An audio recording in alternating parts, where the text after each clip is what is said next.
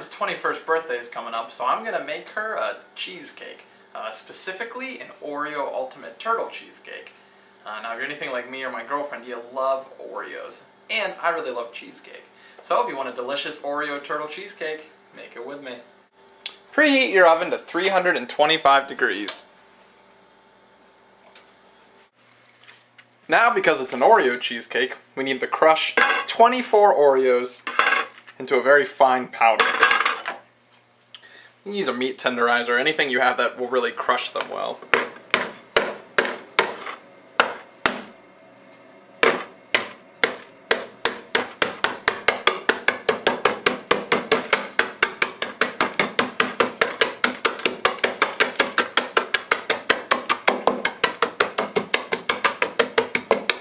In a minute, we're going to mix the cookie crumbs with 6 tablespoons of melted butter and then press them into the springform pan, a 9-inch one.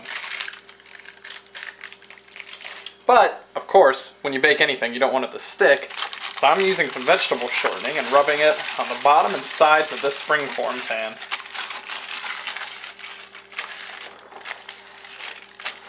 Take 6 tablespoons of melted butter and pour it in your cookies.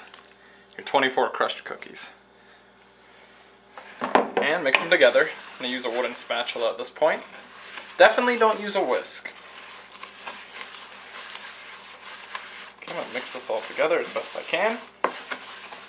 Make sure it all gets sticky with the butter. Okay.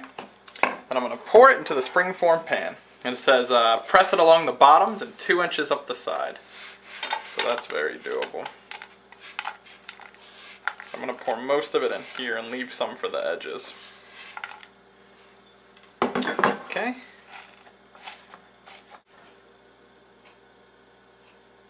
Now for the caramel part, you need 14 ounces of caramel. So, I just got these little squares. It's exactly 14 ounces. And then you need a half a cup of milk. So get all 14 ounces of your caramel into a bowl and then pour your milk over it. Okay, once you have your 14 ounces of caramel, add half a cup of milk. And now basically we're going to microwave this on high for 3 minutes, or it's going to vary based on your microwave. My microwave's like my oven. It's a frickin' supernova, so mine's probably only going to take 2 minutes. But basically they said every minute, stop it and stir it around a little until the caramel is completely melted and mixed with the milk. So around 3 minutes, stirring every minute. Okay. I'm going to do mine for 40-second intervals.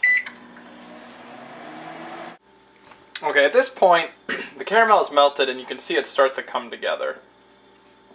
And now we can add our pecans. You need 1 cup of pecan pieces.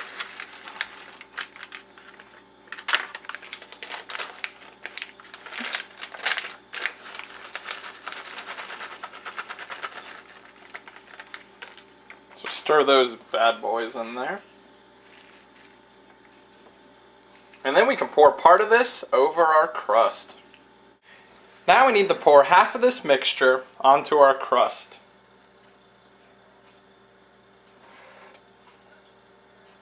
So make sure you spread it as evenly as possible.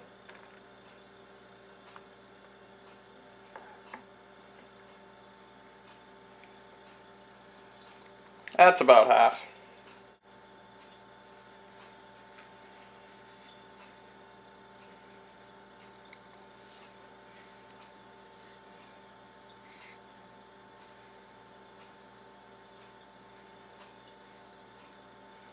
Okay, I think that's pretty good.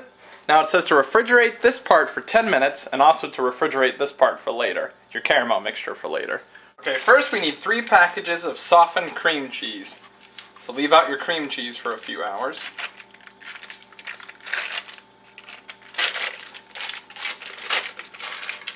There's 1.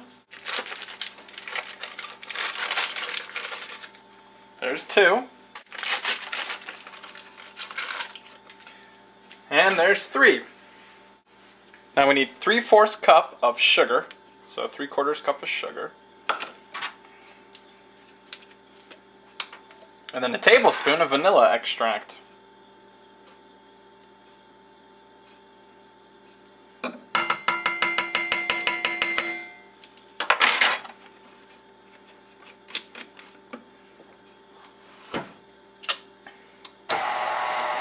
start out low just so it can mix together some.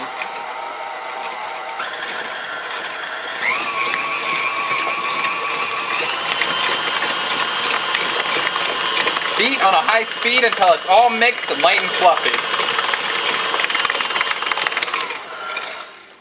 And at this point, it's all mixed pretty well, but just to be extra sure, take an icing spatula, run down the sides, get it all back in the center.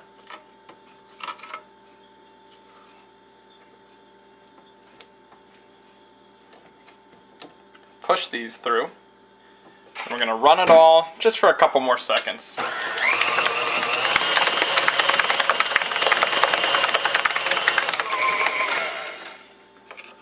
Okay, great. Now we're going to beat in 3 eggs, one at a time. Actually, we're not going to beat them in. We're going to mix them on a low speed. We're going to put our egg in, and on a low speed, mix it just until it's barely blended.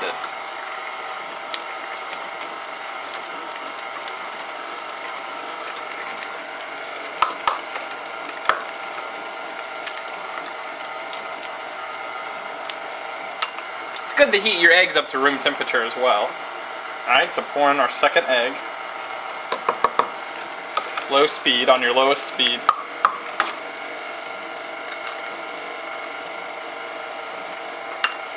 Okay. Let's get the third one in there.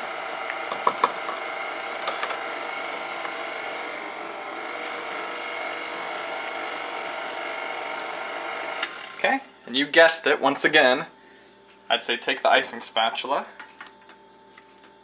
mix it all in there.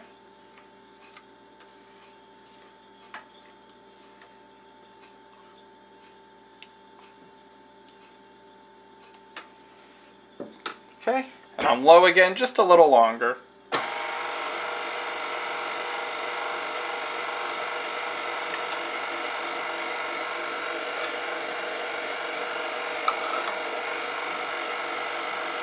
Okay, that's good.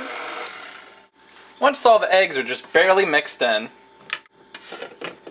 we need to pour our batter over our crushed cookie crumbs and caramel mixture.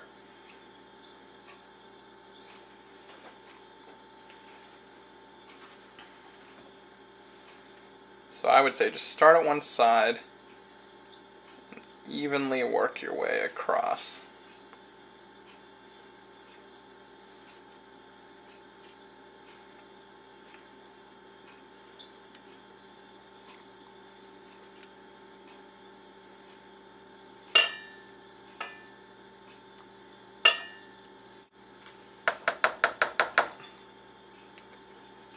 Get as much batter out as you can. Okay, then if you want, and I want to, just make sure it's all spread out pretty evenly.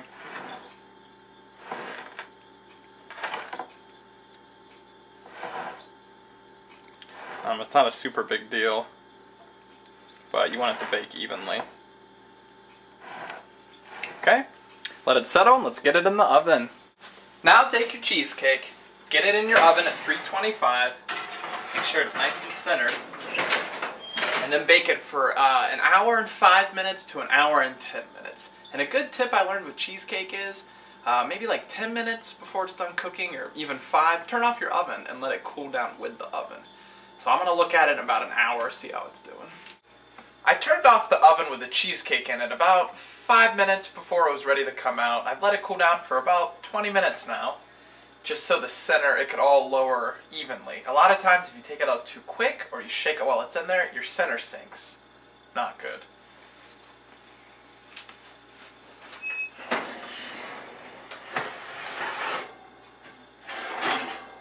Okay, looks pretty good. A couple brown spots. It's definitely not burnt. I think it's a good consistency. What it's said to do now is to take a butter knife and run it around the edge. That will separate it from the edges of the springform pan.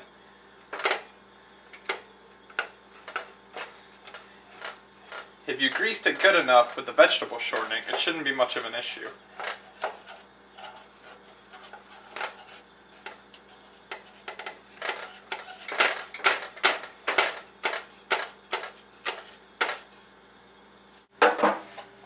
looks good. Looks really good. Now we got to get it into the fridge for at least 4 hours, or overnight in my case. Okay, I let the cheesecake cool in the fridge overnight. So now get out the second half of your caramel mixture, microwave it for like a minute or until you know it's pretty liquefied again and you can pour it. Then we're going to pour it on our cheesecake and then melt a little bit of baker's chocolate and we'll be done. Okay, at this point it's nice and liquidy and it's ready to be poured. You don't always want your cheesecake to sink in the middle, but actually in this case it's kind of good that it did, just so it can hold the caramel mixture. So once again, try to get an even coating with this.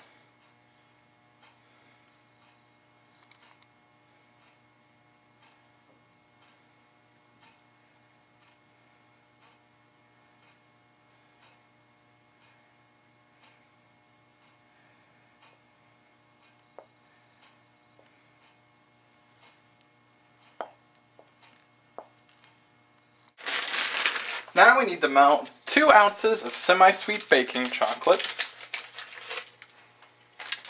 and then drizzle it on the cake. I'm going to put mine in a bag just because I'm going to do some basic piping just to spell out a message. So get that in your microwave and melt it. Okay, so hopefully I melted the chocolate enough in this bag. I'm going to try to do some piping here. Not very good at it, so it's going to be very basic.